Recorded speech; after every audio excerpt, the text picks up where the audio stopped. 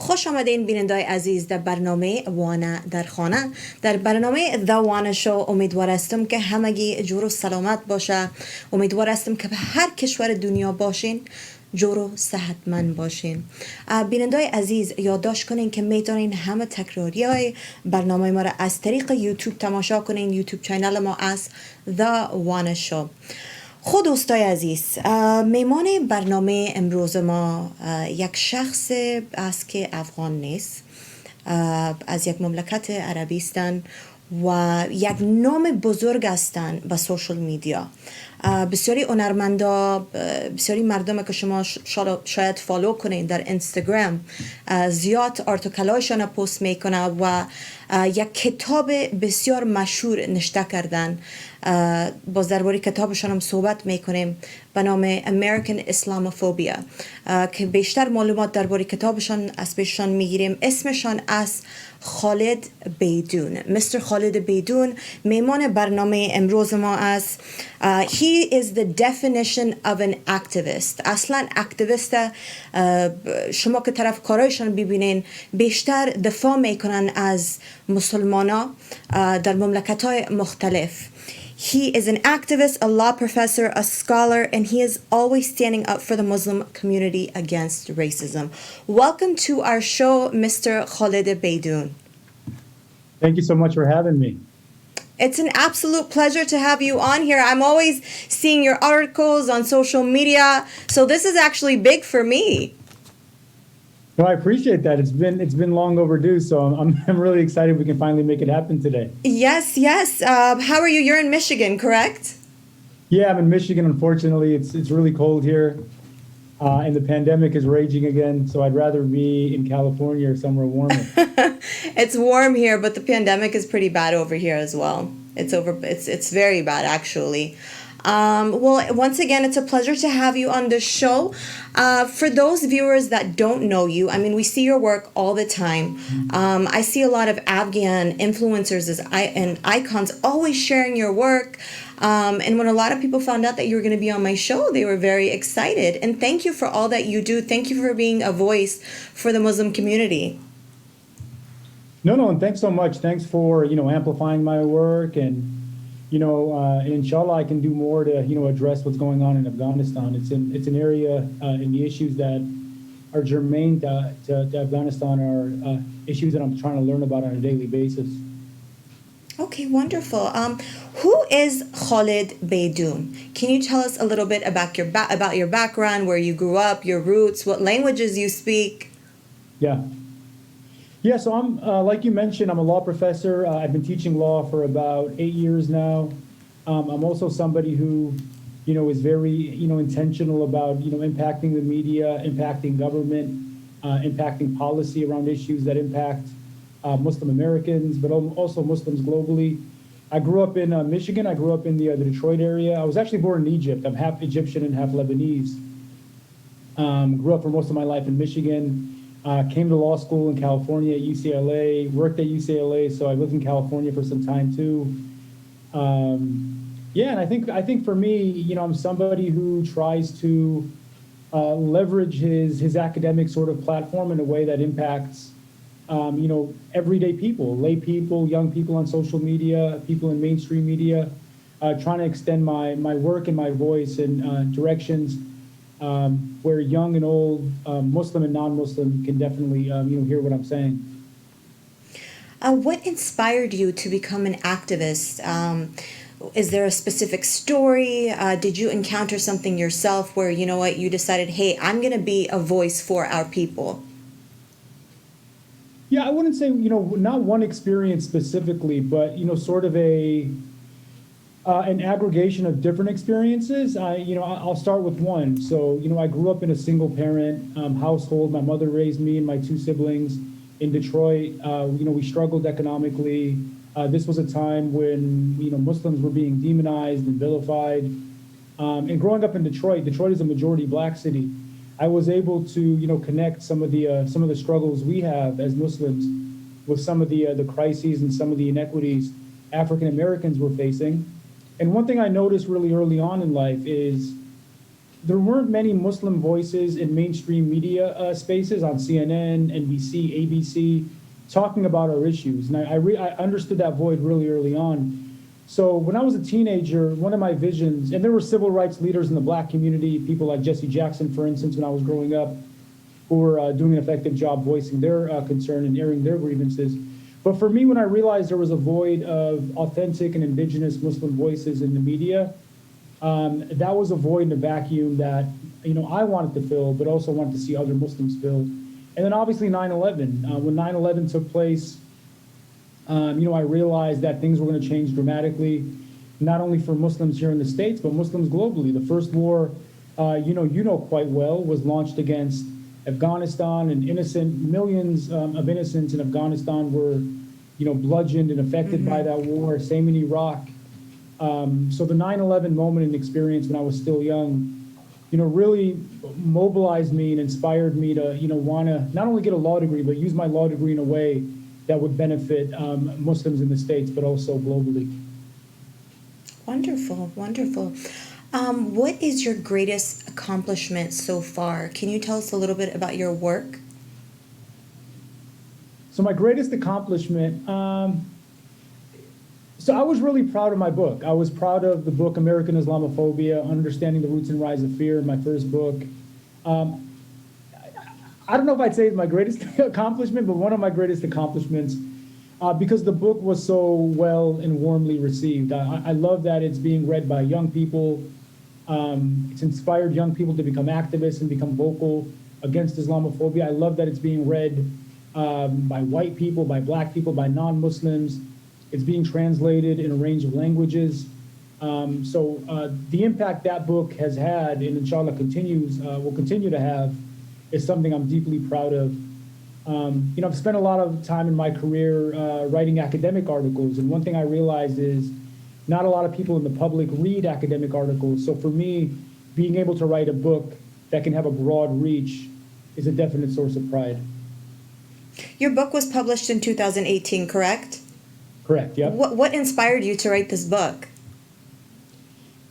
So two principal inspirations. Number one, Donald Trump, right? Donald Trump was elected, and we saw Islamophobia, was raging in a way that was very dangerous, was very destructive on communities near and far. We saw the Muslim ban come into play not long after he was elected. We saw individual, visible Muslims, young women wearing the hijab, men wearing thobes and beards were being attacked.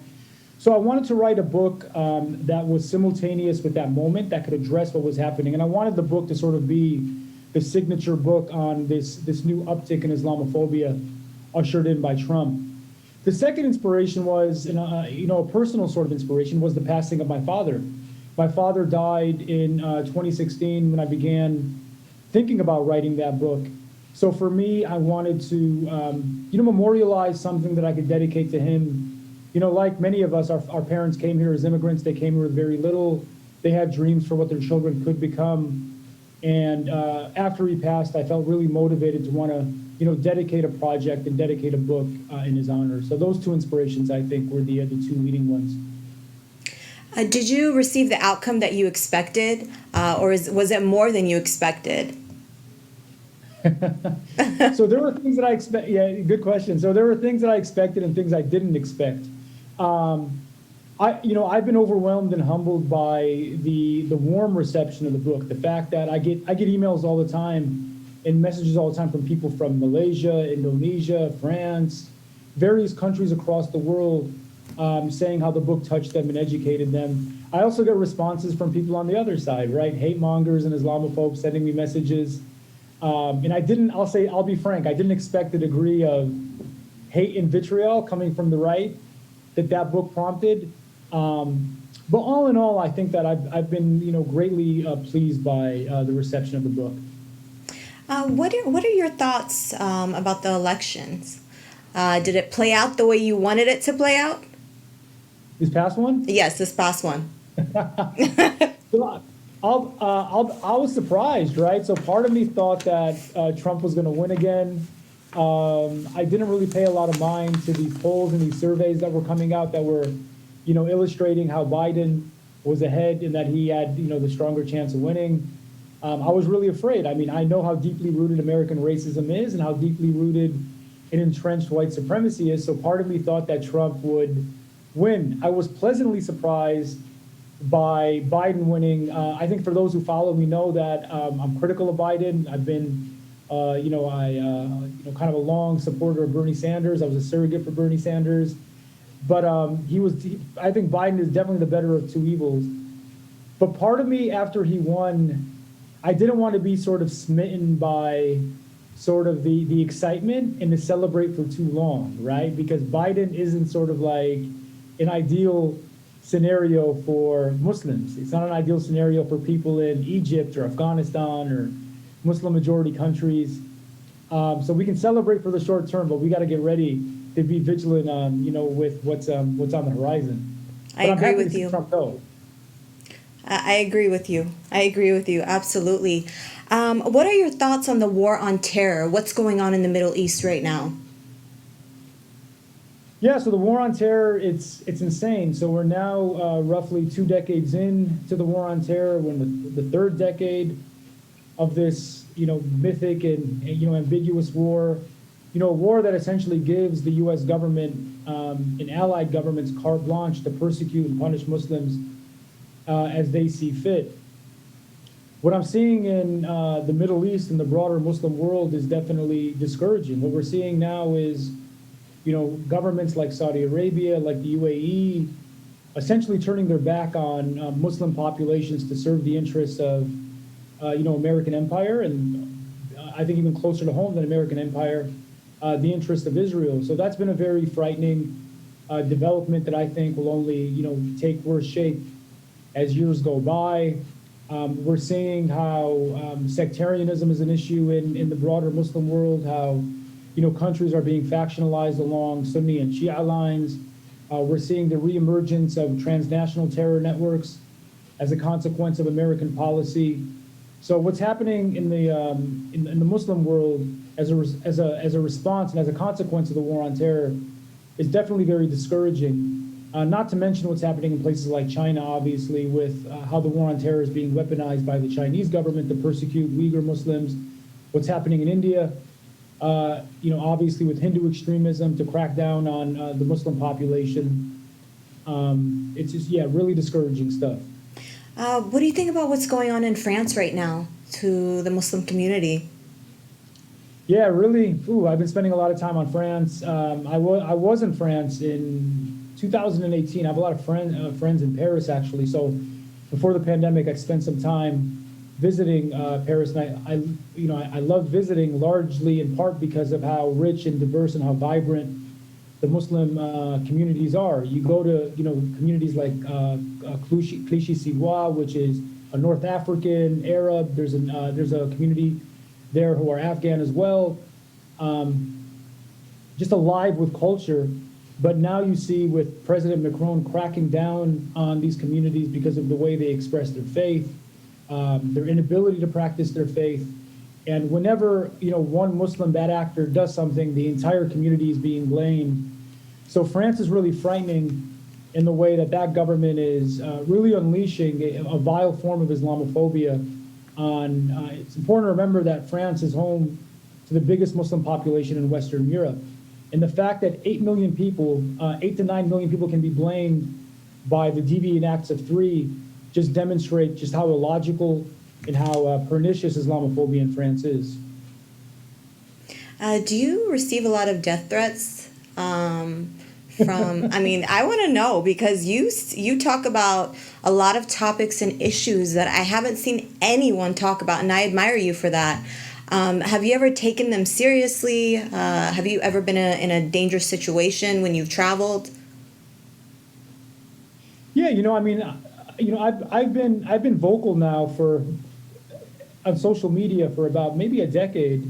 Initially on Twitter, and now on Instagram more so because largely in part I kind of fled from Twitter because of how toxic it is, and because Twitter is definitely a bastion for these right-wing violent voices. And yeah, I've gotten a series of death threats on social media. Before the pandemic, when I was on my book tour, I'd have menacing looking individuals sitting in the back, people shouting things at times when I did public talks. I've gotten a couple of letters at my places of employment. So I've definitely gotten like threatening letters and threatening text messages, WhatsApp posts. I'm not sure how people get my information. Over time, do I take them seriously? Initially I didn't, to be honest with you, but now that, especially as my profile's kind of grown, I take them a bit more seriously because you never know. You never know what you people don't. can do. So I try to take some defense measures. Like when I give talks at universities, for instance, the university would typically hire a security guard for me. But it's tough because, I'm from Detroit, so part of me is a fighter. Yeah. From the dirty D. Exactly. So, but you never know. I mean, especially with what's happening in the world today. What are your thoughts on racism in America? I know we spoke about it a little bit in the beginning. Do you think it's a big issue, and what can we do to raise awareness?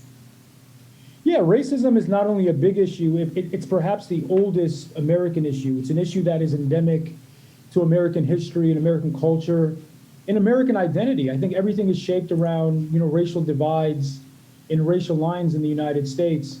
And it's something that is obviously, we're dealing with. America is finally having its racial reckoning.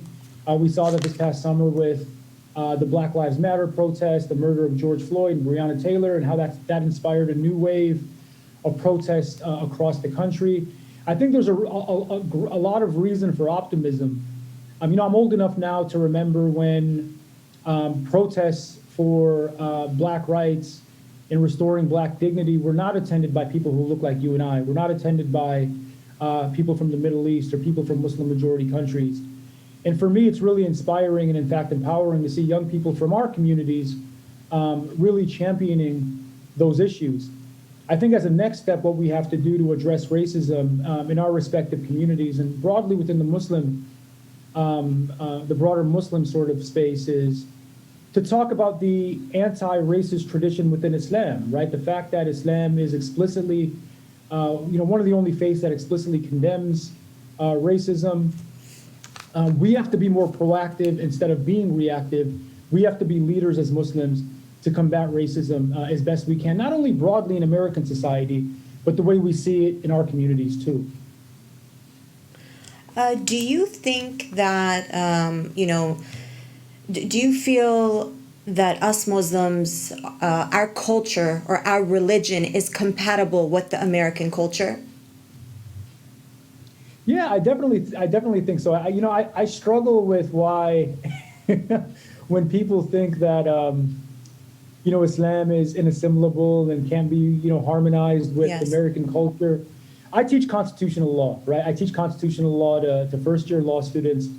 And the First Amendment of the Constitution says that every individual has the right to freely exercise their faith as they see fit. So when somebody asks me, what is the definition of being an American? That is the very definition of being an American, right? The individuals who founded this country came to this country so they can practice their religion without governmental encroachment and meddling. So if we believe, and we should believe, that the very foundation of American society and culture is not only tolerance, but acceptance and celebration of every religion, including Islam, then not only is Islam reconcilable and compatible with American culture, the reverse has to be true. American culture has to accommodate and celebrate Islam because it's ingrained and enshrined in our very Constitution to do so. This is a question I want to ask you, especially in Europe, and I have a lot of viewers in Europe and Canada.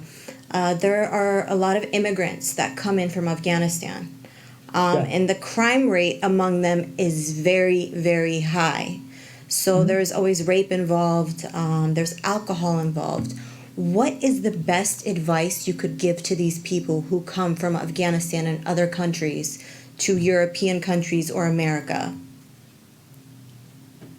So the best, that's a hard question, to be honest with you. It's a hard question because I'm coming from a point of privilege, right? I'm coming from a point of being an educated professor who has, alhamdulillah, I have resources. I can put food on the table. My parents came as immigrants, and I understand, as I can remember as a child, like the economic and cultural struggles of adjusting to a new society when you're a refugee, when you're an immigrant, right? And one thing I'll point out before answering your question is every immigrant community, when transitioning to a new society, has to face economic hurdles. And when you have economic hurdles, that is almost a natural sort of inroads to engage in criminality. Yes, if you don't have enough absolutely. money to put food on the table, you're probably going to engage in some sort of criminal activity to put food on the table, right? So oftentimes these issues aren't linked to culture, they're not linked to religion, they're linked to not having the resources to take care of your family.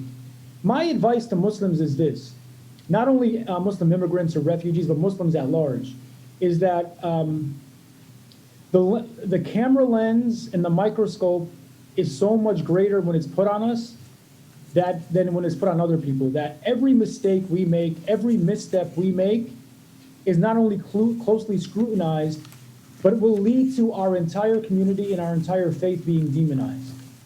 So we have a responsibility to ourselves to make sure that we behave and that we conduct ourselves in the best possible way. Because if Khaled Beydoun or Wana does a wrong act, right? We're not the only individuals suffering for our individual wrong acts, right? Everybody who looks like us, who believes like us, who comes from the same country as us, is going to be judged and collaterally indicted as a consequence of our mistakes and wrongdoing. And that's just the reality of Islamophobia and the reality we've had to deal with during the war on terror. What organizations do you support in your community? Organizations I support. Or are there any organizations you do support? Yeah, so the organizations I like to support now, to be honest with you, are organizations that look to better the conditions of Muslims globally. So United Muslim Relief, largely humanitarian organizations that try to do good work and to benefit poor Muslims specifically across the world. United Muslim Relief is one of them. I work closely with a fundraising organization called Baitul Mal, which sends food packages, builds wells, takes care of refugees in places like Lebanon, Afghanistan, Pakistan, China, Palestine. I work closely with the World Uyghur Congress, which is looking to better the conditions and address the issue of what's happening in China with the Uyghur Muslims. So those are the organizations I've tended to work closely with recently. What do you think about what's going on in China against the Muslims? I mean, I always think about this. What can we possibly do? I feel so helpless. What do you think we can actually do to even help the situation? Is there a solution? Oof, that's like the toughest one because we're going against a communist authoritarian regime which respects the rights of nobody in that country. And then second, we're dealing with one of the, if not the greatest economic superpower in the world. Yeah. So the work we have cut out for us is considerable with China. This is an issue that I've been, thinking about and working on from afar for about 3 years now. And for me, the only two things we can do is to generate awareness, and inshallah, over time, we generate enough momentum where that awareness puts pressure on governments, it puts pressure on the United Nations and organizations like that to do something. The second thing we can do is to put pressure on any entities, whether it be corporations, whether it be organizations that are benefiting from the genocide in China. You might remember a couple of months ago, I was really, I kind of had a campaign putting pressure on companies like Nike and Adidas. I saw the Nike one, yeah. Yeah, because these are companies, Fortune 500 companies like that, they have workers in these prison camps. So one way we can put pressure on China is to put pressure on these companies that are working with China. And if they begin to sort of like remove themselves and divest doing work in China, then perhaps that might, impact that government over there to kind of cut out what they're doing with the Uyghur Muslims. What are some ways that young people can take effective action for change in our community? Yeah, great question. I think, so for me, I would love to see young people transition and penetrate careers like you and I have. I would love to see more Muslim lawyers. I would love to see more Muslim journalists, occupying spaces where we can sort of not only, affect the discourse, but begin to sort of like, determine our own stories and our own narratives. So that's one thing. I want our young people to dream about careers where they can benefit and, positively impact our communities at large. The second thing young people could do is, I think it's important, like self-education is really important. We see a lot of young people jumping on social media and feeding into the misinformation, putting up posts that aren't necessarily accurate about different issues. It's important to read the books. It's important to do the research. It's important to do the study and to fully understand what it is you're talking about before you take a public position. And that's another thing that I think young people should be mindful of and careful of moving ahead. I think a third thing for young people to do is, one of the struggles with living in the United States is, materialism and consumerism, which is pervasive here, can eat away at your self of your identity, whether it be your confidence or whether it be your pride for who you are, whether, from being from Afghanistan or in my case from Egypt or being Muslim. Don't let the ugly aspects of American and Western culture erode and make you forget who you are. It's important to, be proud of who you are. It's important to harmonize the best of American culture with the best of what it means to be Muslim, the best of what it means to be Afghan, and the best of what it means in my case to be Arab. Amen. Very well said. And I think that's a really big problem we have today is a lot of people forget where they come from. They forget their roots, especially people in America. And I mean, it's people are always telling me, oh, Wana, why do you're such a fob, you still listen to this music, or, why are you like this? It's because this is our culture. This is where I come from. So imagine the next generation after us, they're going to be lost. So I thank my family, I thank my parents for that. And I agree, it's very, very important. Another issue that I have with basically social media is I feel like influencers don't use their platforms in a positive manner. I feel like we could do so much more. What are your thoughts? How do you think an influencer should use their platform for positivity or awareness? So first of all, I hate that term influencer. Like when people call me an influencer, I don't like that. I don't like influencer either. It sounds corny. It's really corny, and I think it sort of is. I mean, let me say this in a way that distills what I'm trying to say. So I think one of the dangers of social media is that it can flatten individuals in the complex ideas and perspectives they have into brands, right? Yes. When we as individuals view ourselves as brands to be commodified and sold, that's going to silence what it is that we can talk about if it conflicts with the specific brand you've constructed. So I'll give you an example without giving names, right? Yes. There are a number of prominent Muslims who are very sort of assertive about their Muslim identity, but intentionally choose to be silent on issues that humanitarian human rights issues that impact Muslims globally because of the various corporations they work with, right? Yes. So for me, and I don't want to tell anybody how they should conduct their lives and how they should conduct their social media platforms. That's their business. That's not my business, right? But if you put yourself out there as somebody who is committed to the interests and the concerns of Muslims, you can't be selective. You can't be selective and choosing to identify and highlight an issue when it doesn't threaten your brand and when it doesn't threaten your pocketbook. And you can't, speak on an issue when it benefits your brand and when it benefits your pocketbook. That to me is an activism. That is an advocacy. That's business. And for me, I'm very clear and intentional about separating activism and advocacy from my career, right? So I don't like mixing those two things, because when you mix those two things, it really taints and silences you. Okay.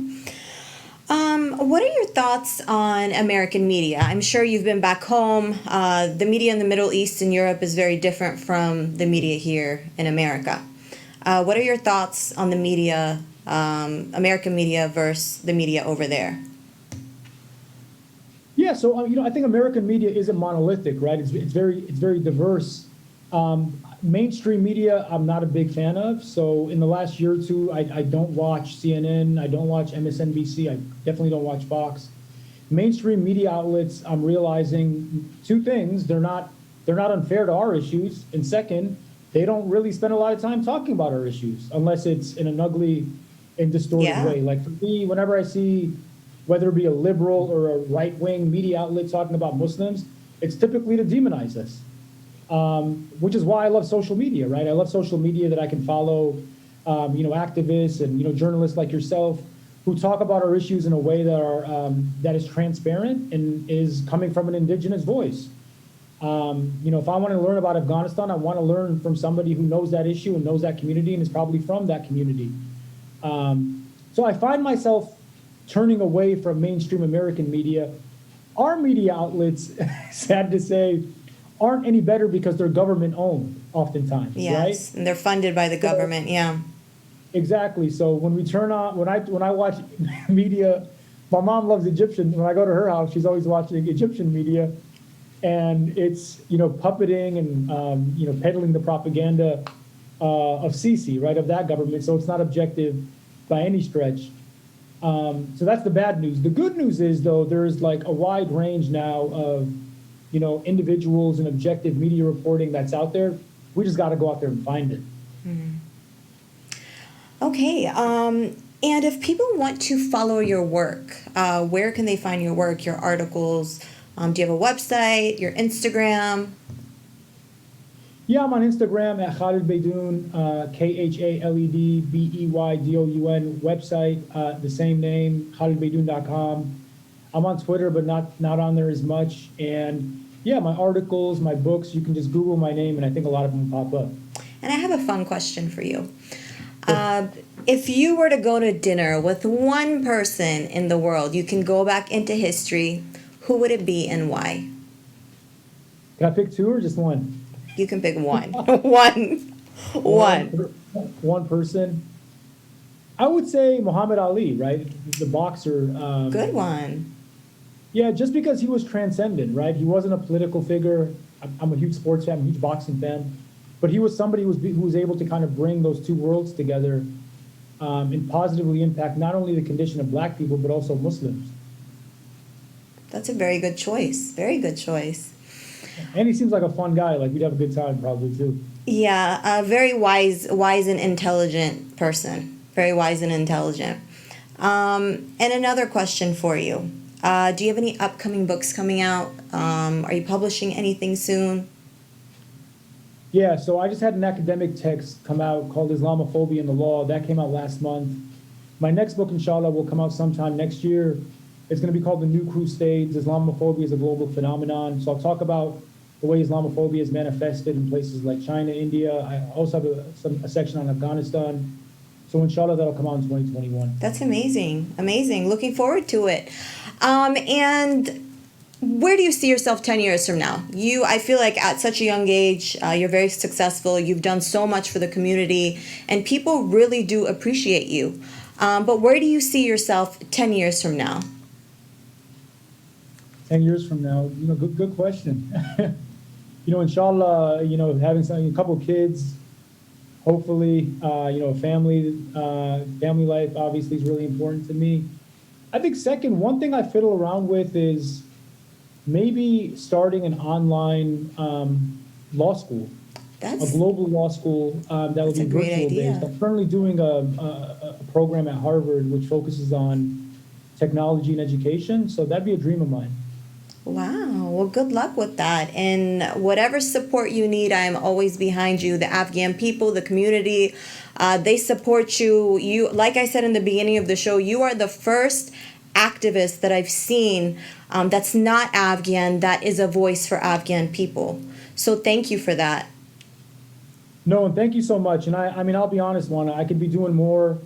I have to learn more about what's going on in Afghanistan. And I definitely want to lean on people like you. If I'm addressing an issue, if there's something I could be more vocal about. Of course, anytime. Yeah, anytime. you got my info. Feel free to like reach out. And let me know. Definitely. Thank you so much, Khaled John. Thank you so much. It was an absolute pleasure having you on our show. Likewise. Thanks so much, and inshallah we'll do it again. Inshallah. Have a good night. Take care. You too. Bye-bye.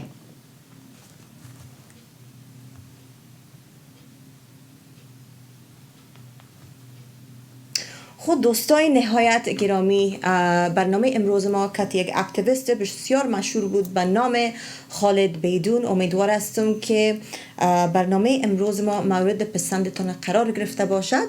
بازم میتونین همه برنامه ما را از طریق یوتیوب چینل ما تماشا کنین. The Wana Show. شب روز خوش برای همگی میخوایم. خداحافظ.